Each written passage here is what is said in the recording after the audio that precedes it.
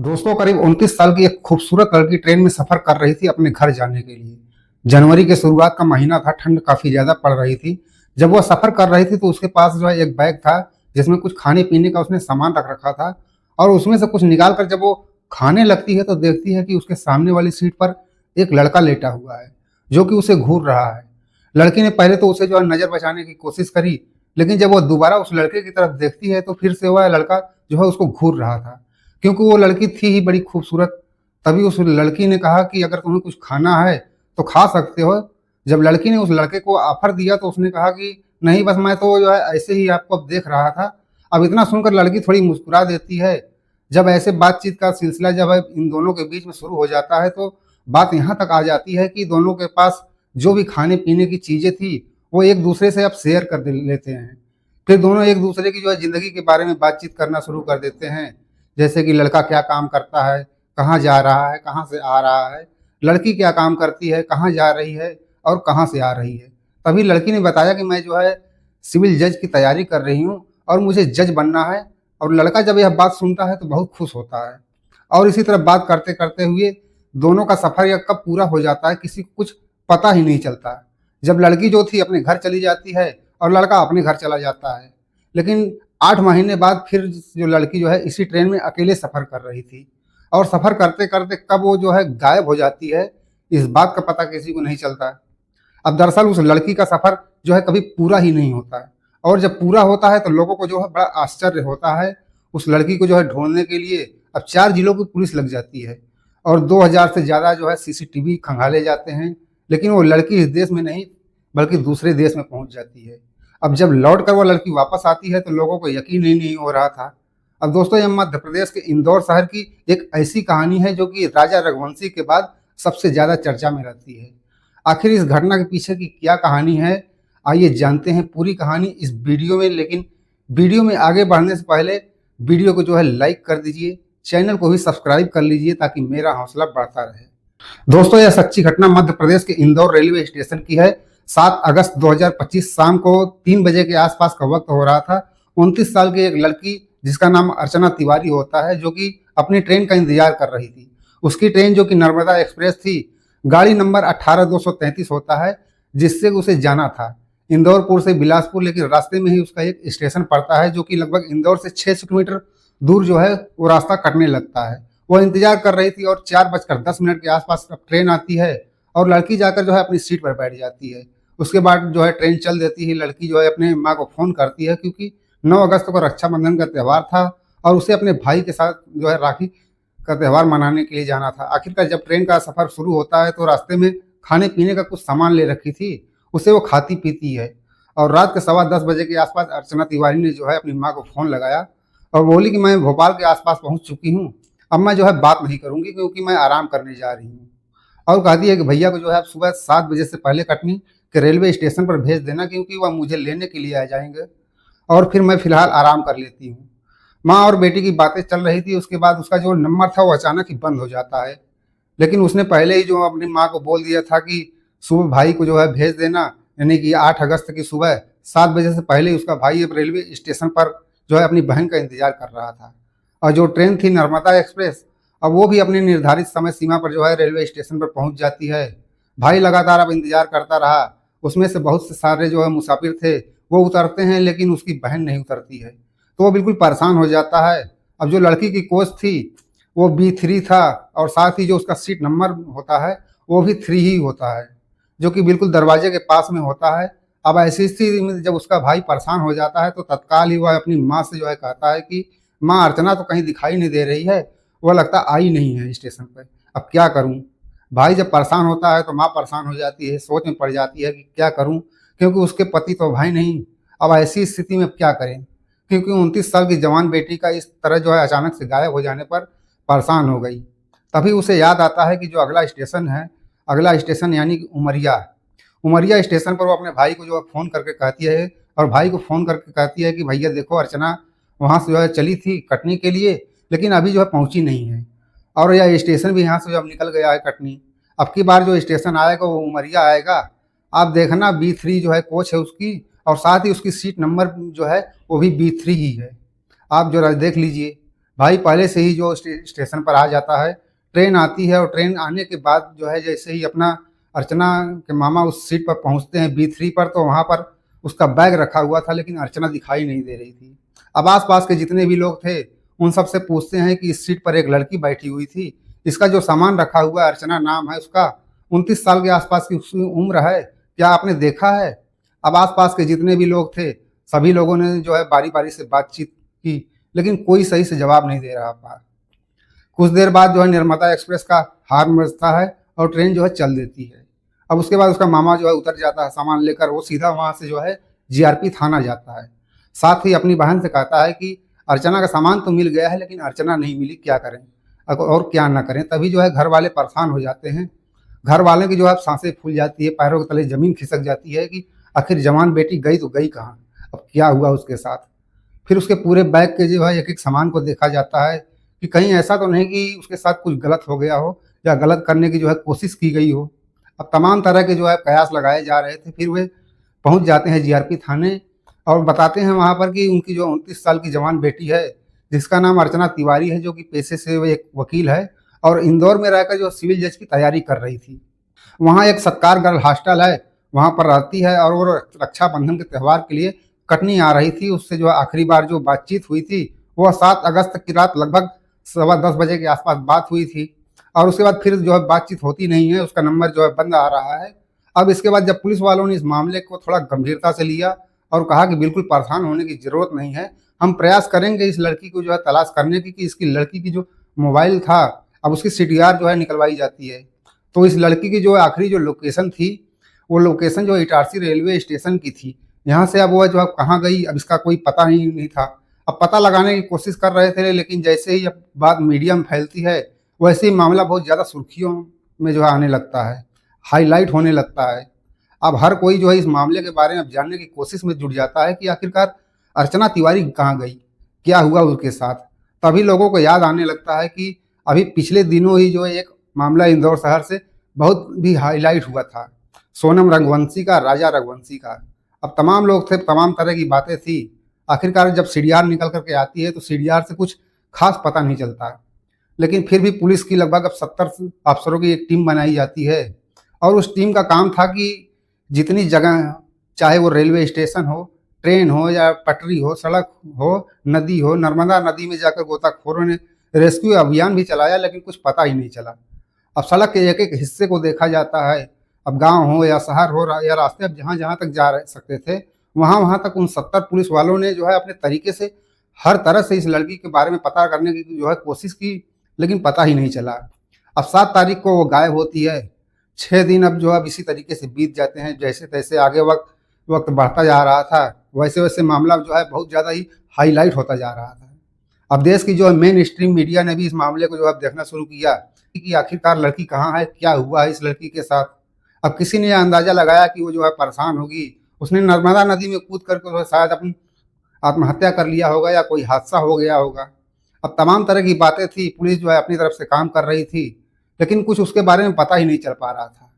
आखिरकार जब उसकी CDR निकलवाई जाती है और पुलिस ने जो है बारीकी से खंगालना उसको शुरू किया तो पता चलता है कि मध्य प्रदेश के एक जिला ग्वालियर का एक थाना लगता है भरतपुरा, वहाँ से एक पुलिस वाले की जो है तैनाती होती है जिसका नाम राम सिंह तोमर होता है।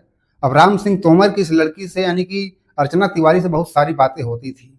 जब इस पुलिस वाले से बातचीत की तो उसने बताया कि कभी कभी उसकी जो है ग्वालियर में पोस्टिंग थी, यहाँ पर वो जो है काम करती थी, जबलपुर में रहा करती थी। अब तमाम तरह की बातें जो है करते थे। जब बात करने के बारे में पूछा जाता है तो वह बता भी नहीं पाता है, लेकिन यह भी पता चलता है कि वो पुलिस वाला कई लड़कियों से जो है बातें करने की जो कोशिश करता रहता था।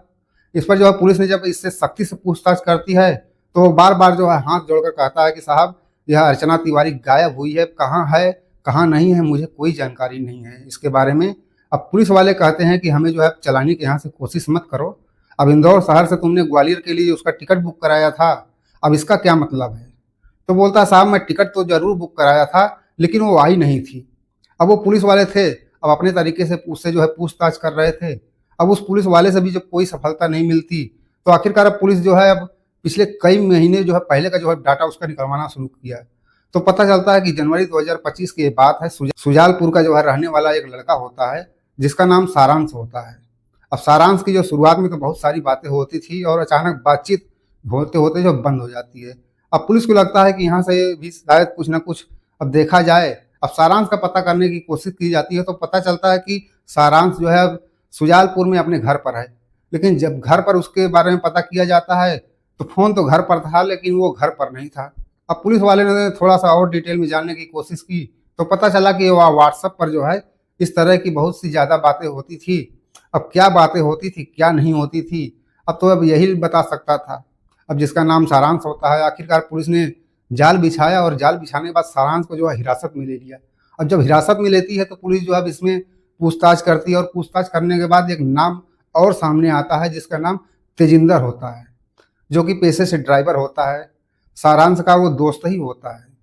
अब इन लोगों को जो है पुलिस एक जगह पर लेकर गई और वहाँ पर बैठकर इन लोगों से जो आराम से बातचीत करती है और बातचीत करने के बाद इनसे पूछा जाता है कि भाई तुम्हारी क्या बातचीत हुई है, क्या नहीं हुई है। तो उसने कहा कि सर मेरे एक केस में जो है किस सिलसिले में वो पेशे से वकील थी तो मैं उनसे जो है मिलता था, बातचीत करता था। मैं एक जो है कंपनी में जो कि मेरी ही कंपनी है उसमें मैं जो है ड्रोन बनाता हूँ। अब यह सब बातें चल रही थी लेकिन उसने जो सफाई दी उसकी सफाई में कुछ जो है गड़बड़ था।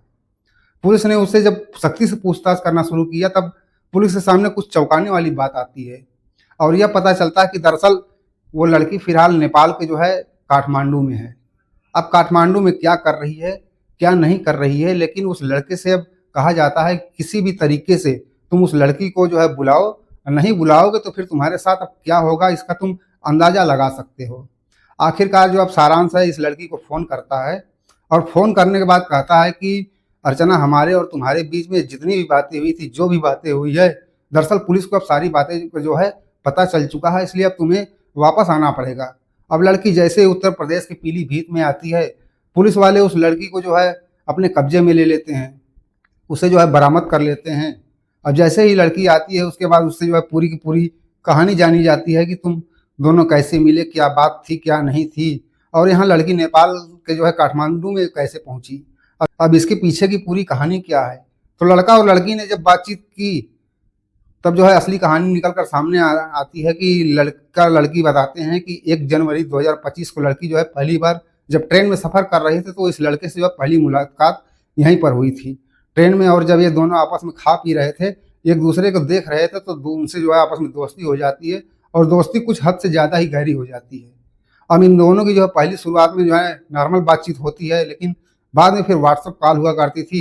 अब चाहे वीडियो कॉल हो या फिर व्हाट्सअप पर साधारण सी कॉल हो, वैसे तो नॉर्मल बातचीत नहीं होती थी। आखिरकार ऐसे करते करते वह जो है वक्त बढ़ने लगता है। तभी लड़की कहती है कि मैं अपने परिवार के पास नहीं जाना चाहती, यानी कि परिवार से दूर जाना चाहती हूँ और इतना दूर कि बस उन्हें ऐसा लगे कि लड़की बस इस दुनिया में ही नहीं है, यानी कि वो मर चुकी है।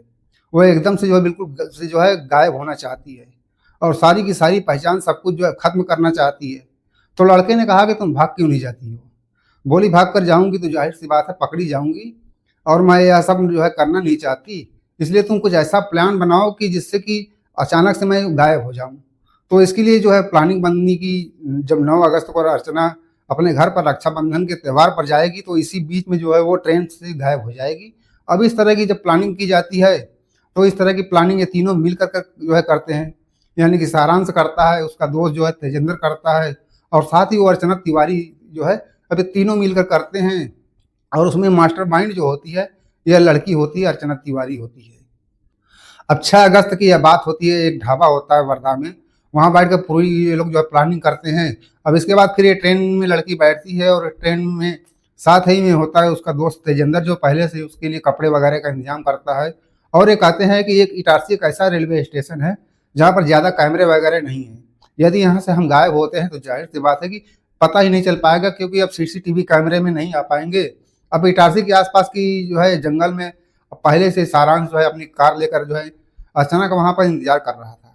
अब वैसा ही मौका था जैसे इन लोगों की प्लानिंग थी, अब वैसे ही करते चले जाते हैं। आखिरकार वो लड़का तेजेंद्र उस लड़की को लेकर अर्चना को लेकर उतर जाता है क्योंकि उसे पता था कि कैमरे की लोकेशन वगैरह क्या है वहाँ पर।